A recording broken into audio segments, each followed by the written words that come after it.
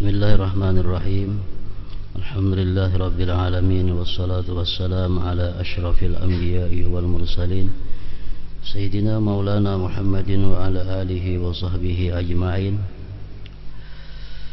Qala al-imam al-habib al-allamah Ahmad bin Zain bin Alawi al-Habsyi rahimahullah, nafa'ana bi ulumih.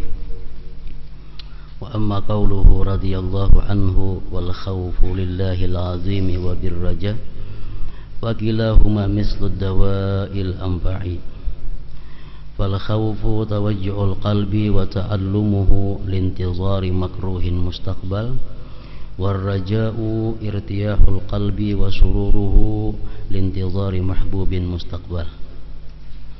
Wa kilal khawfi war raja' mislu ad-dawa' fahuma dawa'an lil qalbi min maradil amni min makrillah wal ya'si min rahmatih. Wala ya'manu makrallah illa al-qaumul khasirun wala ya'asu min rahmatihi illa al-qaumul khasirun. Wa ma'na al-amni an la yajuza an Allah yu'adzibuh wa ma'na al-ya'si an la yajuza an Allah yarhamuh. Wa dhalika jahlun billah wa huwa maradun mu'attabun wa dawa'uhu al-khawfu war-raja' li'anna at-tajwiza yashabuhuma. Fala yuqta'u 'ala Allah bi amrin fa inna Allah syadidul iqab wallahu ghafurur rahim. Wa firu dzambi wa qabilut taubi syadidul iqab di tauli la ilaha illahu ilaihil masir ila akhir.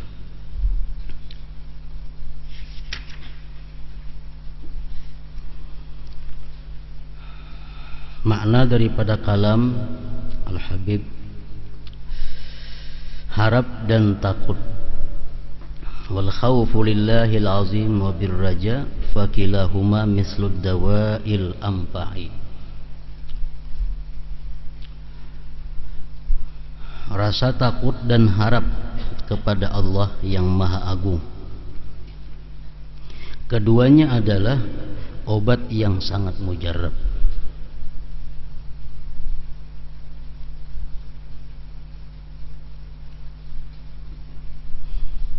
Orang-orang yang suka maksiat itu paling mujarab diobati dengan khauf, dengan takut.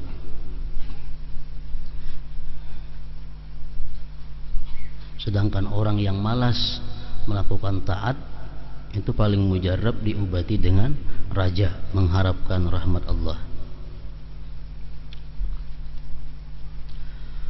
Takut atau khauf artinya adalah penderitaan dan rasa sakit hati yang timbul karena memikirkan kedatangan sesuatu yang tidak disukai.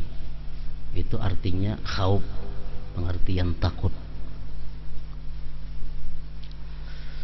Umpamanya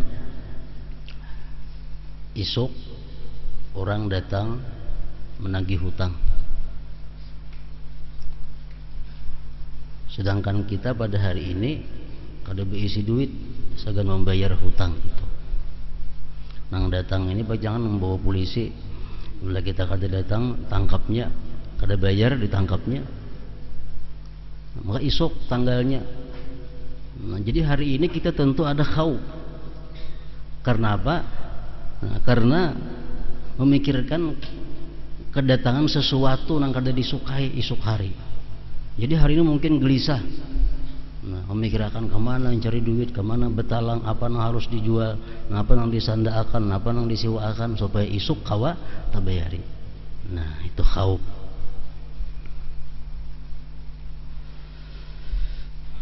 Sedangkan harap, raja, adalah ketentraman dan kebahagiaan hati yang muncul karena menunggu kedatangan sesuatu yang menyenangkan. Esok raja pajang datang ke rumah kita membawa hadiah. Nah, tentu kita hari ini menunggu esok hati kita bahagia, hati kita senang, dan kita bekerja, berusaha membersihi rumah, menghiasi rumah untuk menyambut kedatangan raja tadi. Nah, itulah ngarannya harap di sini.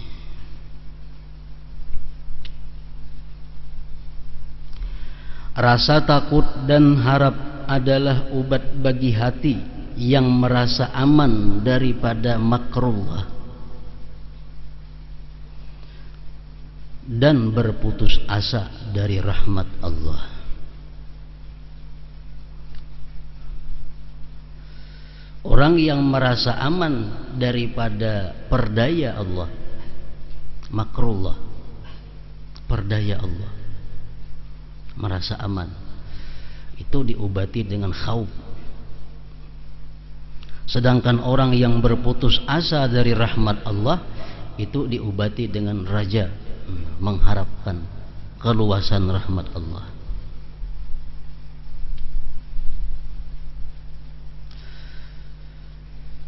Hanya orang-orang yang merugilah yang merasa aman daripada makrullah, perdaya Allah, dan berputus asa dari rahmatnya. Itu orang-orang yang rugi. Merasa aman dari makrullah, perdaya Allah, artinya meyakini bahwa Allah tidak mungkin menyiksanya. Ada anggapan di dalam hati kita bahwa Allah itu kada akan menyiksa aku. Ada anggapan di hati kita bahwa Allah itu kada memasukkan kita ke neraka.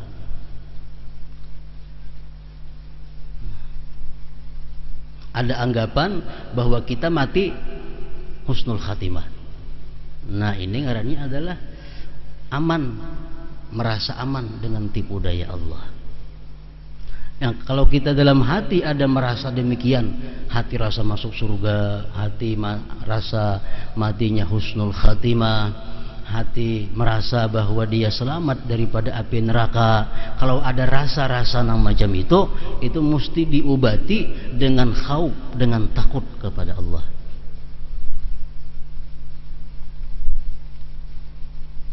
Disuruh kita melihat sejarah-sejarah orang yang telah lalu, membaca sejarah Bal'am bin Ba'ura, salah seorang aulia Allah yang mengetahui Ismullahil A'zam, yang bila berdoa dikabulkan Allah, ternyata matinya dalam keadaan kafir. Kita membaca sejarah Barsisa Al-Abid, orang yang ahli ibadah, Barsisa, ternyata mati dalam keadaan sujud kepada syaitan. Nah, ini contoh orang yang terperdaya. Kalau kita merasa aman bahwa kita sudah merasa punya ibadah yang banyak, kita merasa punya wiritan yang banyak, kalau mati asa husnul khatimah, nah ini yang kada boleh.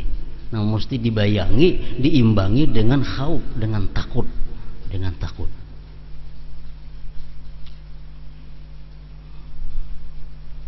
Salah seorang khadamnya Rasulullah sallallahu alaihi wasallam yang bernama Karkarah, ini orang yang berkhadam kepada Rasulullah. Rasulullah perang 4 perang. Kemana Rasulullah? Keluar 4, membantu Rasulullah. Dalam peperangan Karkarah mati berperang. Berperang 4 lawan Rasulullah. Karkarah ini mati dalam perang, mati syahid hitungannya nih. Mana pembantu Rasulullah, mana matinya dalam berjuang fisabilillah bersama Rasulullah. Ternyata Nabi mengatakan huwa finnar, dia masuk neraka. Nabi mengatakan dia masuk neraka. Kenapa sebabnya? Karkarah ini orang yang berkhadam kepada Rasulullah, yang 4 berjuang bersama Rasulullah, matinya mati syahid dibunuh orang kafir. Ternyata ujar Nabi huwa finnar, dia masuk neraka. Ternyata dia menyembunyikan 1 lembar pakaian daripada harta ghanimah, harta pampasan perang. Dia hanya mengambil 1 lembar baju daripada harta negara. Harta ghanimah itu pampasan perang milik negara yang berhak membagi Rasulullah. Ada si kakarah ini kada menyalip sebuting mati. Nah jadi di sini kada kelihatan mana jasanya membantu Rasulullah, mana jasanya ikut berjuang dengan Rasulullah. Ternyata hanya dengan mencuntan salam berbaju dia sudah masuk neraka. Nah ini keadilan Allah. Kalau kita melihat sejarah-sejarah macam itu, pasti kita kada akan merasa bahwa kita ini husnul khatimah, kita masuk surga, kita selamat dari neraka. Nang kita andalkan cuma amal ibadah kita, nang kita lakukan nang macam wah ini. Napa ada keunggulan kita, maka kita yakin maka husnul khatimah. Apa ada yang kita unggulkan, kita beranggapan kita masuk surga. Apa ada keunggulannya? Menelawan Karkarah tadi, menelawan Bal'am, menelawan bersisa ibadah kita. Nah jadi ini obat untuk mereka-mereka nang merasa bahwa dia sudah husnul khatimah, dia sudah surga, dia sudah selamat dari api neraka.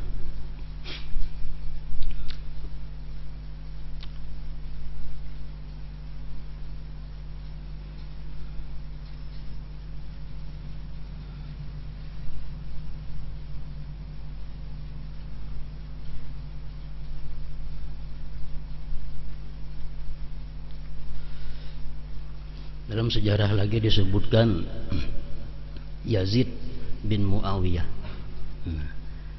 Yazid bin Muawiyah anak oleh Muawiyah. Muawiyah ini ipar oleh Nabi. Ipar oleh Nabi kita dan sanaknya Ummu Habibah istri Rasulullah sallallahu alaihi wasallam. Ini Yazid anak oleh Muawiyah. Muawiyah ini adalah semasa hidupnya Nabi termasuk salah seorang juru tulis wahyu. Nah, jadi Yazid ini bukan main, mamarinanya ada istri Rasulullah, abahnya Muawiyah. Ternyata Yazid ini mati dalam keadaan kafir dengan Allah Subhanahu wa ta'ala. Jadi kada ada alasan kita ini beranggapan bahwa kita pasti selamat daripada su'ul khatimah. Kada ada alasan kita selamat daripada neraka. Nah, kada pasti semuaan itu.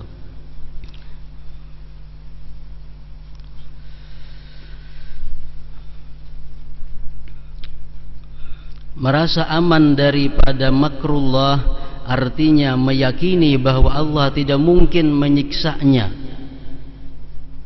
Itu khauf obatnya itu.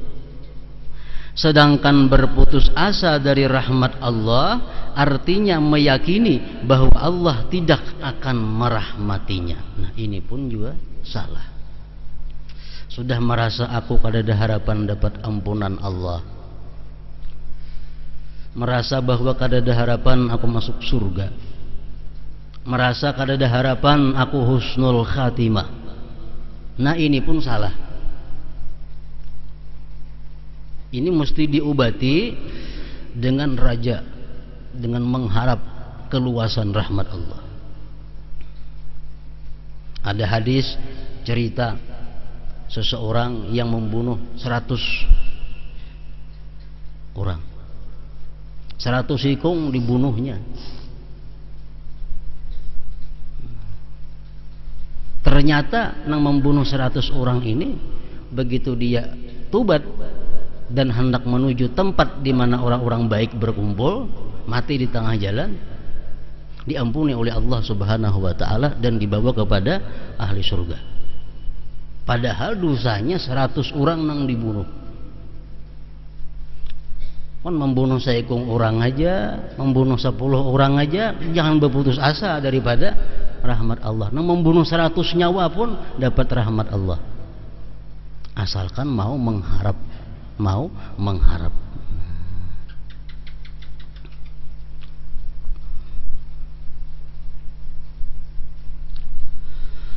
Keduanya merupakan sikap orang-orang bodoh yang tidak mengenal Allah. Kalau kita merasa yakin kita selamat atau kita beranggapan kada ada harapan selamat, nah itu sikap orang-orang bodoh yang tidak mengenal Allah. Keyakinan seperti ini adalah suatu penyakit yang membinasakan, yang hanya dapat diobati dengan memiliki rasa takut dan harap tadi. Dalam Al-Quran firman Allah Subhanahu wa ta'ala, Ghafiriz zambi wa qabilit tawbi syadidil iqabi Zid tawli la ilaha illahu ilaihil masir. Artinya yang mengampuni dosa. Itu Allah mengampuni dosa dan menerima tobat.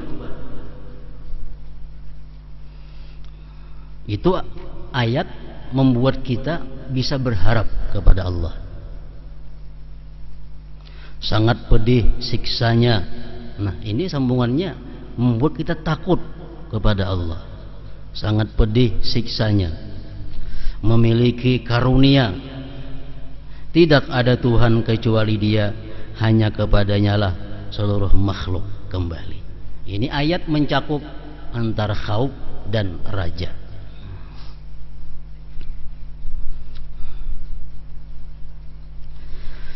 Hati akan merasa sakit dan menderita ketika membayangkan betapa kerasnya siksa Allah Ta'ala.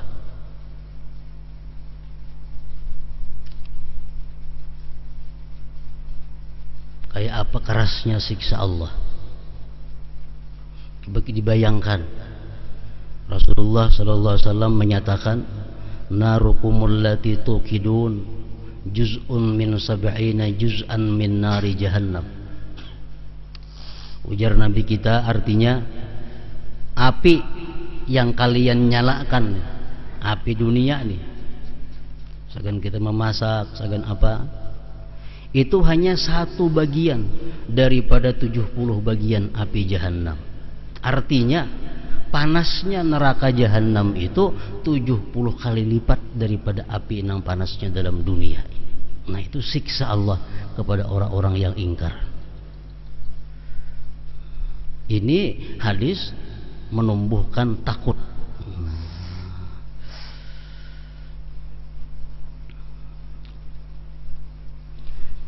Diriwayatkan bahwa Rasulullah bersama para sahabat dudukan.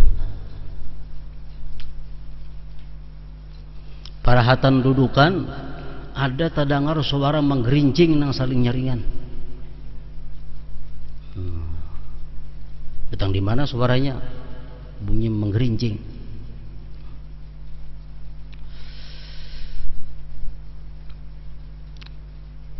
Ujar Nabi, kamu tahulah bunyi apa nang tadi? Ujar sahabat, Allah wa Rasuluhu a'lam.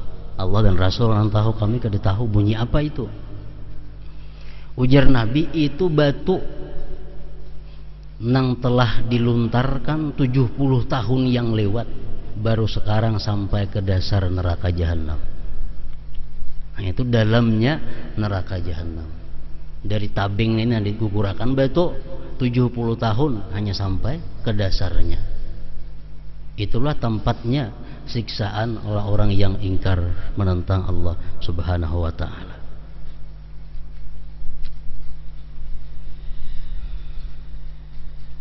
Kalau kita membayangkan, tentu merasa sakit hati.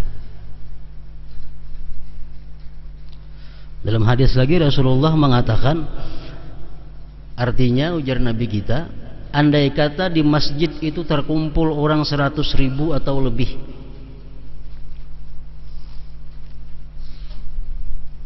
dan bernapas satu orang ahli neraka, niscaya terbakar ke 100.000-nya itu, hangus kepanasan, hanya napasnya orang neraka. Makanya syadidil iqab, Allah itu punya siksa yang keras. Allah kalau menyiksa kada ma'ala-alang, kalau memberikan nikmat pun kada ma'ala-alang. Syadidil iqab, bersangatan siksanya. Bila kita baca ayat-ayat seperti itu, sedangkan kita merasa ada maksiat, ada salah lawan Tuhan, tentu ada timbul rasa sakit di dalam hati kita. Nah, itu ngarannya khauf.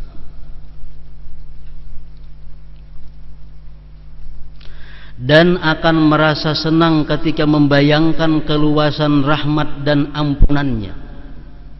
Kalau kita membayangkan betapa luasnya rahmat Allah, berapa luas ampunannya, timbul dalam hati kita senang.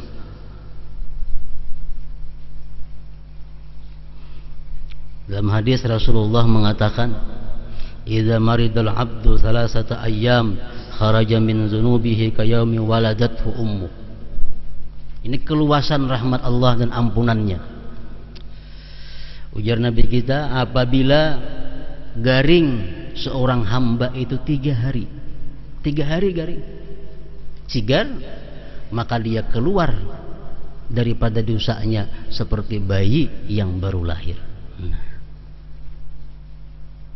Kalau kita mendengar itu dan kita biasa garing 3 hari lebih, tentu akan timbul gembira di hati kita dan mengharap kepada Allah.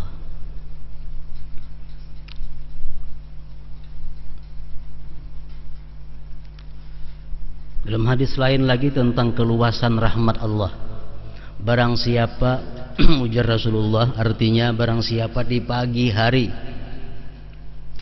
membaca subhanallah wa bihamdi 100, kena kamarian pulang membaca subhanallah wa bihamdi 100, diampuni dosanya, walaupun dosanya lebih banyak daripada buih di seluruh laut yang ada di bumi ini.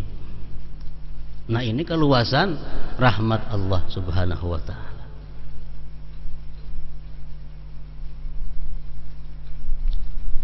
Ada lagi hadis mengatakan, barang siapa mengata raditu billahi rabba wa bil islami dina wa bi muhammadir rasula,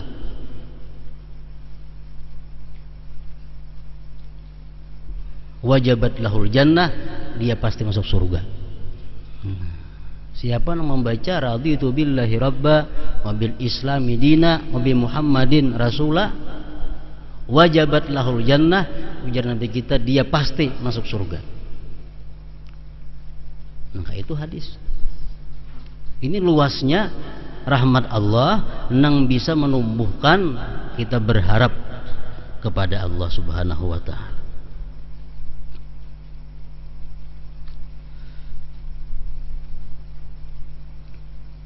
Ada lagi dalam hadis Rasulullah mengatakan, barang siapa membaca akhir surah Baqarah di pagi hari, dia baca akhir surah Baqarah, lalu dia mati pada hari itu,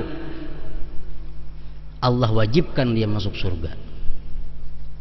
Siapa membaca akhir surah Baqarah di petang kemarian dan dia mati pada malamnya itu, Allah wajibkan dia masuk surga.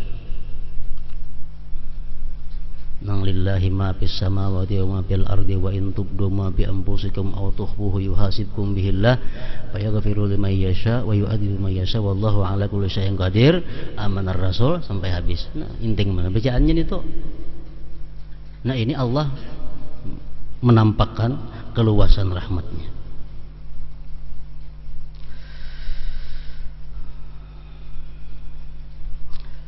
Dan akan merasa senang hati kita, maksudnya ketika membayangkan keluasan rahmat dan ampunan, meskipun pada saat yang bersamaan ia mengetahui betapa keras siksa Allah.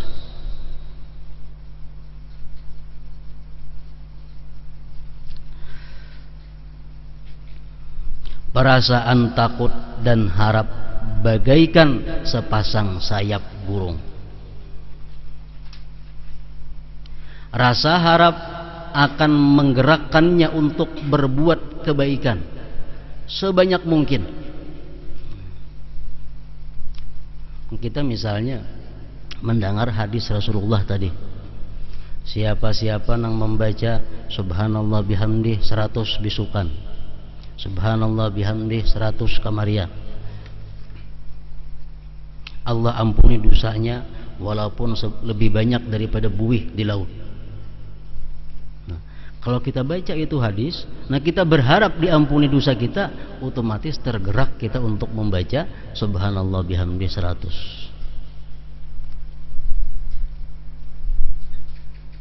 Rasa harap akan menggerakkannya untuk berbuat kebaikan sebanyak mungkin, dan rasa takut akan mencegahnya dari segala keburukan.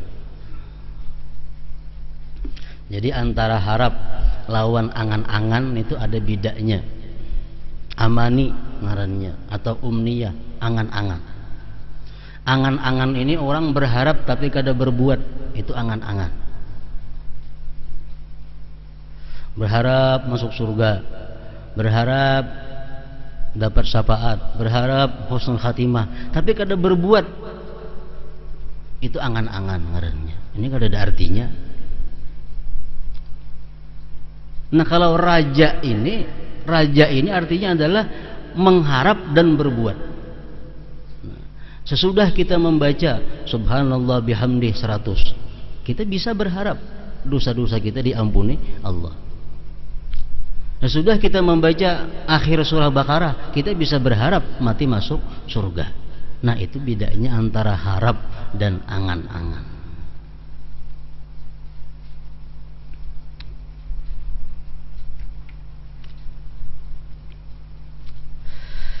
Harap dan takut adalah dua makam para salik dan hal orang-orang yang meniti jalan menuju Allah, Tuhan semesta, alam semesta. Barang siapa yang benar-benar memiliki kedua sifat tersebut, harap dan takut tadi, maka dia telah memiliki dua makam. Salah satu makam yang mesti dinaiki oleh orang yang berjalan menuju Allah, itu ada makam harap dan takut. Nah, makam harap dan takut itu dijadikan untuk mengimbangi, mengimbangi perasaan seseorang. Karena perasaannya timbul karena rasa baik, nah imbangi dengan takut. Timbul perasaan kita terlalu kada baik, imbangi dengan raja, mengharap rahmat Allah. Di dalam makam orang salikin, Al-Habib Abdullah Al-Idrus mengatakan, ini khauf dan raja sudah makam yang tinggi, makam 7 dan 8. Orang yang memiliki raja, khauf dan raja ini, khauf 7, raja itu 8.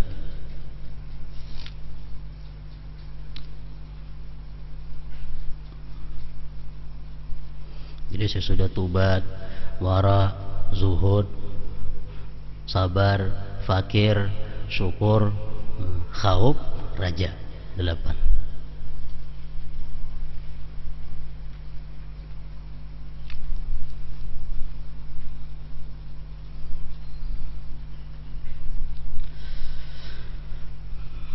Maka dia telah memiliki dua makam. Sebab makam adalah semua sifat hati yang benar-benar telah melekat kuat dalam diri seseorang, dan hal adalah semua sifat hati yang belum melekat kuat dalam diri seseorang.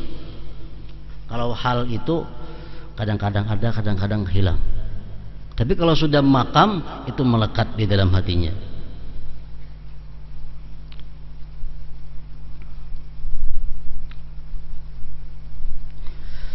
Harap dan takut adalah termasuk daripada sifat-sifat dan ahwal-ahwal hati.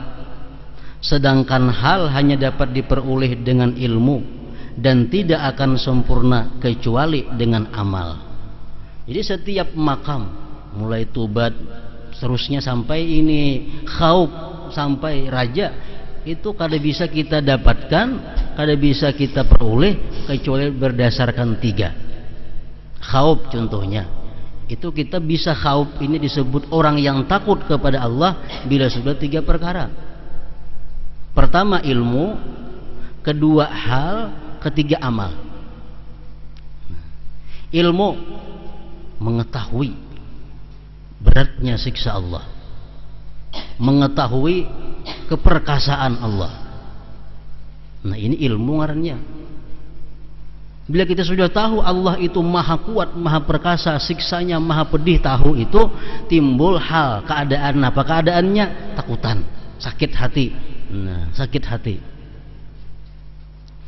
Bila sakit hati timbul gawian. Nah, apa gawian? Meninggalkan kebiasaan yang buruk, kebiasaan maksiat. Nah, hanyar kita disebut ngarannya orang yang takut kepada Allah Subhanahu wa taala. Kayak itu juga halnya raja mengharap Allah ini. Kita bisa disebut termasuk orang-orang yang yarjunallah, mengharap Allah. Kita bisa digolongkan ke situ dengan 3 perkara. 1 ilmu, 2 hal, 3 amal. Ilmu apa? Allah itu maha luas kasih sayangnya. Allah maha luas ampunannya. Baca kisah-kisah yang tadi keluasan ampunan Allah. Timbul dalam hati kita ini senang. Timbul dalam hati kita ini gemar beribadah. Itu hal ngarannya. Lalu dipraktikkan dalam gawian. Nah, ini amal. Umpamanya kita mendengar orang sembahyang ini dapat pahala yang besar daripada Allah. Nah, kita tahu itu, kita senang, kita gawi. Nah, kita ngarannya orang yang berharap kepada Allah Subhanahu wa taala. Jadi semuaan takutnya, harapnya itu mesti ada ilmu dahulu. Dari ilmu timbul keadaan hati, dari keadaan hati timbul praktik anggota.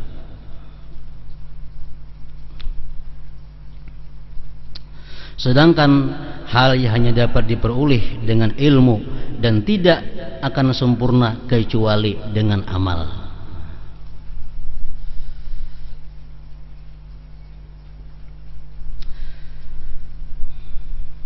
Allah mewahyukan, "Faman kana yarju liqa'a rabbih falyamal 'amalan shalihan wa la yusyrik bi'ibadati rabbih ahada."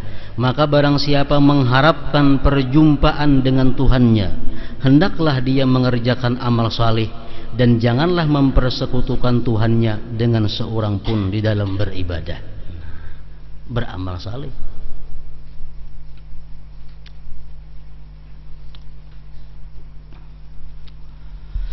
Seseorang yang berharap kepada Allah Ta'ala akan selalu berjuang untuk beramal salih dan tekun berbuat kebajikan. Jika harapannya benar, orang itu bisa disebut punya makam raja yang benar. Orang itu bisa bujur dikatakan punya makam harap kepada Allah yang bujur. Tandanya rajin beribadah kepada Allah Subhanahu wa Ta'ala. Maka dia akan merasakan kenikmatan dalam beribadah dan bermunajat kepada Allah Ta'ala. Dia akan bersikap seperti orang yang sedang memohon kepada seorang raja yang besar dan dermawan. Orang sembahyang itu ada dasarnya karena takut. Nah, kamu kalau sembahyang ku takutan sembahyang. Nah, ini takut nang bujur. Aku nak sembahyang nyaman dapat pahala Allah. Sembahyang, nah ini harap nang bujur. Ini harap nang bujur. Namun ibadah itu lebih baik didasari raja daripada khauf. Lebih baik dasarnya harap daripada takut.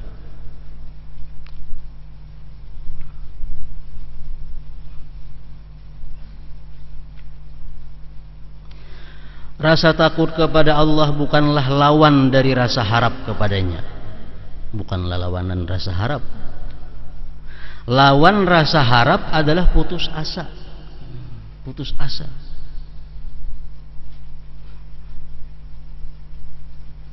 Sudah putus asa, sudah merasa berdoa kada kabul. Baca doa ini nah, masa kada kabul aku baca doa ini. Nah, itu putus asa ngarannya. Kalau kamu hendak selamat, hendak bahagia, hendak nyaman nih amalakan ini. Baca doanya. Dalam hati sudah menolak, asa ada yakin, asa kada kabul. Nah, ini putus asa lawan rahmat Allah. Itu dosa besar. Merasa putus asa dengan rahmat Allah.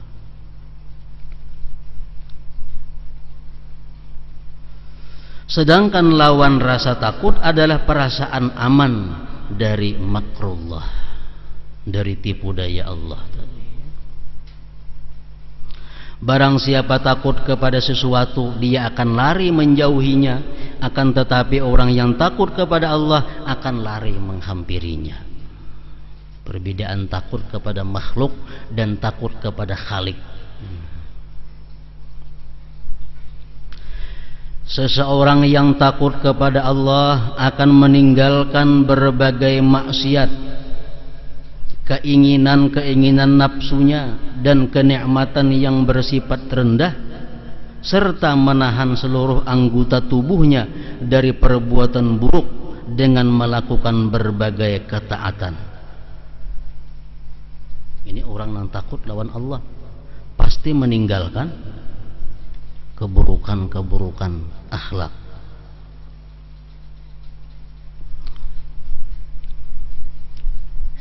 Rasulullah sallallahu alaihi wasallam mengatakan dalam hadis yang panjang, yang ringkasannya artinya, ujar Nabi kita, di dalam neraka itu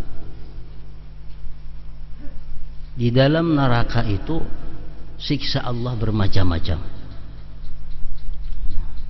Dan di antara siksa Allah itu ada yang sangat mengganggu kepada ahli neraka lainnya.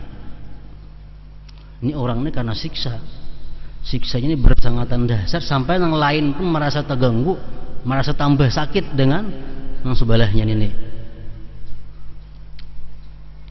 Ada ujar Nabi, seseorang dalam neraka itu disiksa, dibuat di dalam pati daripada bara api, dikunci,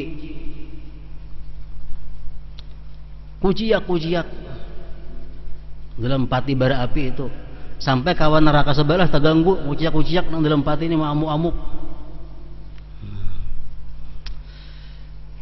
Ujar Nabi, siapa itu nang dalam pati bara api ini tuh? Patinya sudah bara api, dalam neraka pula andaknya.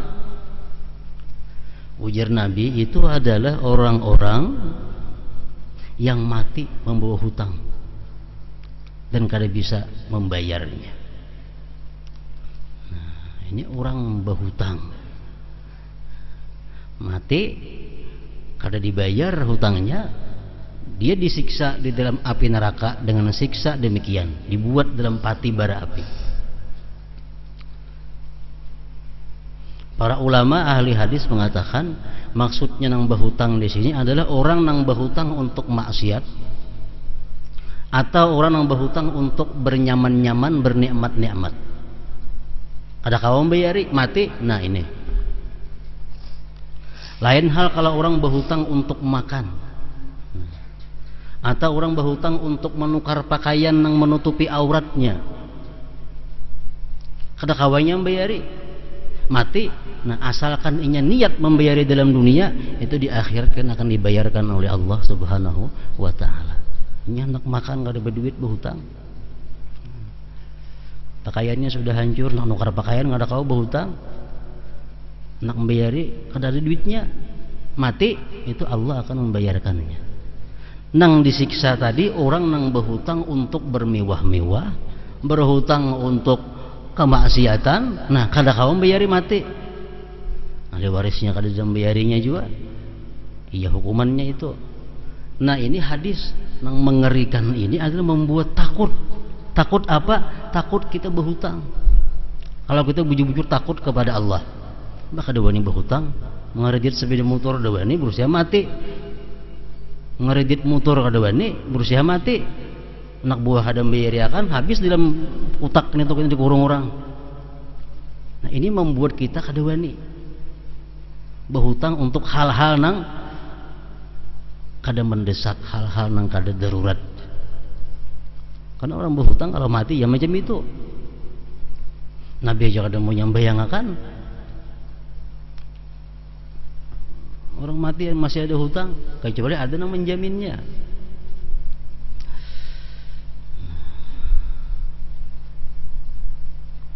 Jadi kalau kita takut bujur dengan Allah, takut bujur dengan ancaman siksa Allah, sedemikian ini takutan kita berhutang, takutan.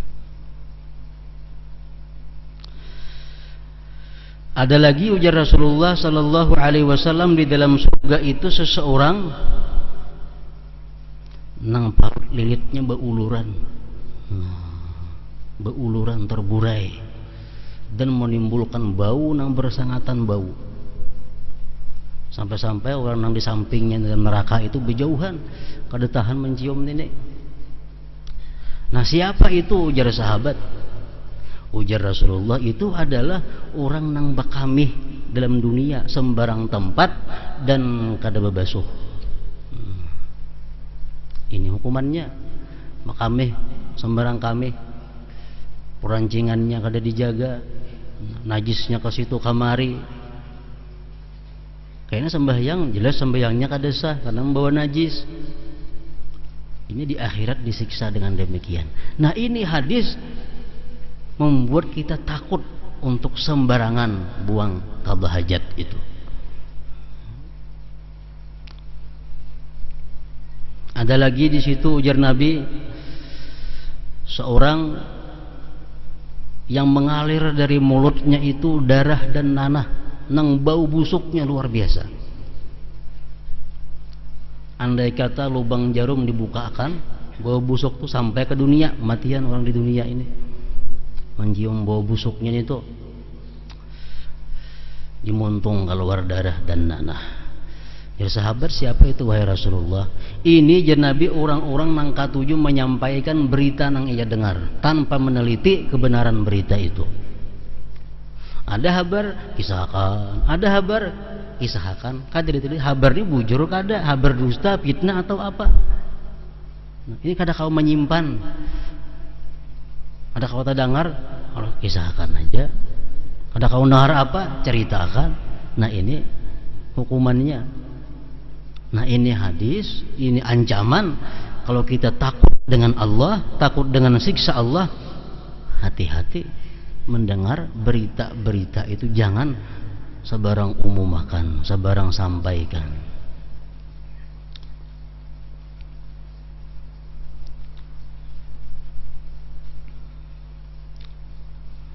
Yang keempat, ujar Nabi kita, ada di dalam neraka itu orang yang makan daging. Nah, makani daging seorang, daging orang dimakani, daging seorang dimakani, dimakan tumbuh pulang, makan pulang dagingnya, menimbulkan bau nang kada nyaman juga. Nah, ini orang-orang nang suka menyambati orang, suka menggibah orang. Nah, itulah. Nah, hadis-hadis nang macam itu adalah ilmu arannya, ilmu pengetahuan. Kalau kita sadari, kita teliti, dan kita orang nang suka menggibah, membaca hadis ini tuh sakit kada hati. Bila kada sakit, kada tahu di Tuhan orang yang ngarannya ini. Berarti kada takutan. Ini hadis macam ini. Orang nang mati berhutang macam ini. Seorang sing banyakan hutang, ada takutan berhutang nggak pulang lagi. Nah, ini orang nang kada takut lawan Allah Subhanahu wa ta'ala.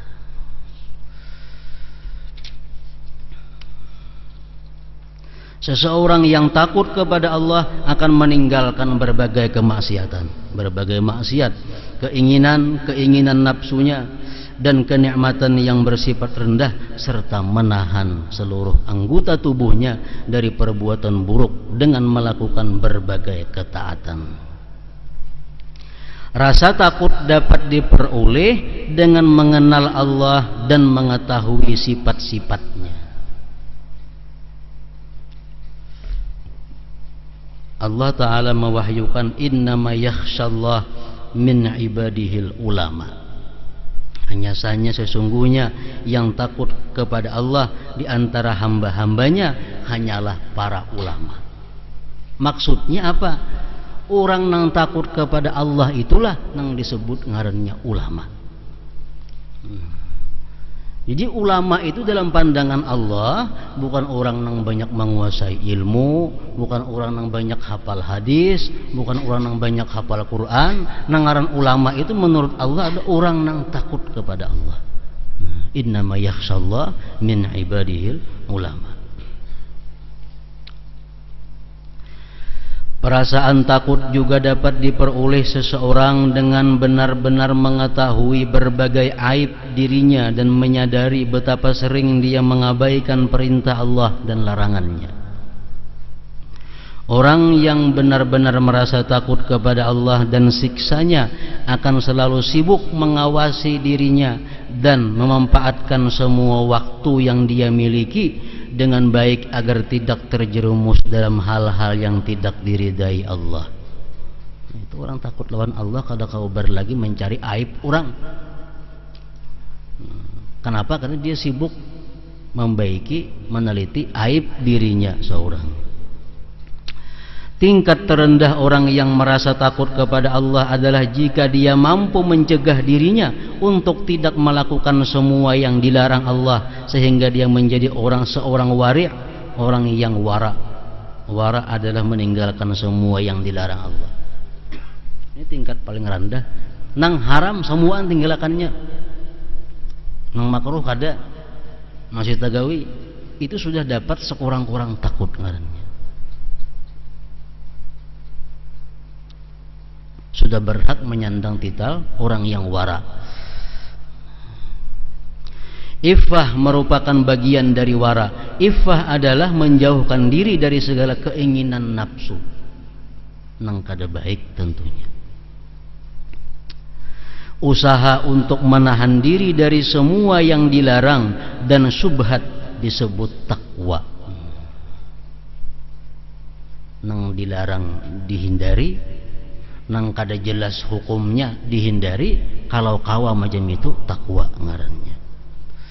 Dan ketakwaan ini merupakan hasil dari rasa takut yang merupakan salah satu keadaan hati yang timbul karena ilmu. Jadi takut ini sebenarnya bukan hanya dimiliki oleh orang-orang yang maksiat kepada Allah. Takut ini pun juga dimiliki oleh orang-orang yang rajin berbuat taat kepada Allah.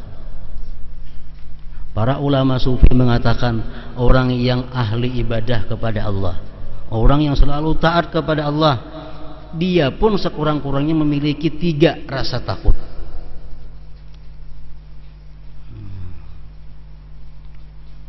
Hidupnya beribadah melulu, ini pun ada juga rasa takut. Takut yang pertama apa? Khauful qabul, takut diterima. Diterima kada. Jadi orang beribadah itu bukan karena ada takutnya kepada Allah, tetap ada takutnya. Pertama, ibadahku ini diterima atau kada? Kada tahu lagi. Bila kada diterima, kada apa-apa, kada ada artinya.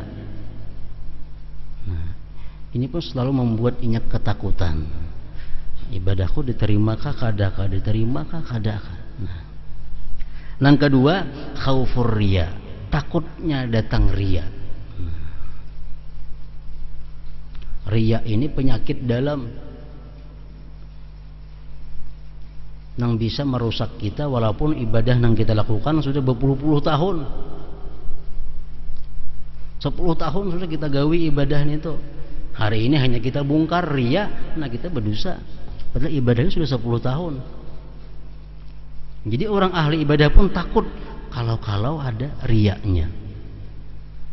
Yang ketiga, khauful hifzi, takut pemeliharaan Allah.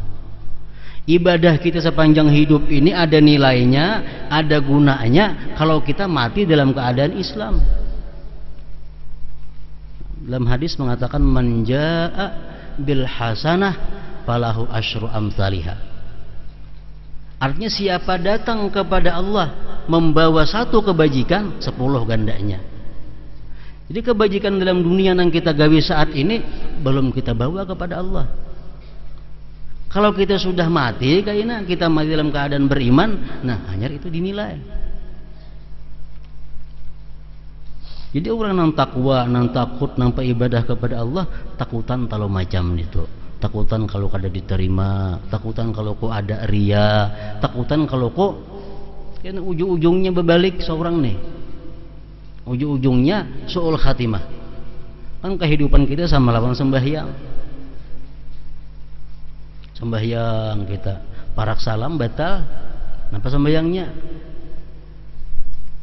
Adalah hasilnya lapaslah kewajiban kita. Dibuli kilo sembahyang pulang. Jadi bacaan yang kayak tadi kadang mengukurkan kewajiban. Walaupun sudah 4 rakaat, dikit lagi salam batal, nah habis. Nah kayak itu juga kehidupan kita ini sama lawan sembahyang. Bila sampai akhir hayat kawa assalamualaikum, nah hanya disebut kita adalah orang nang datang kepada Allah membawa amal kebaikan.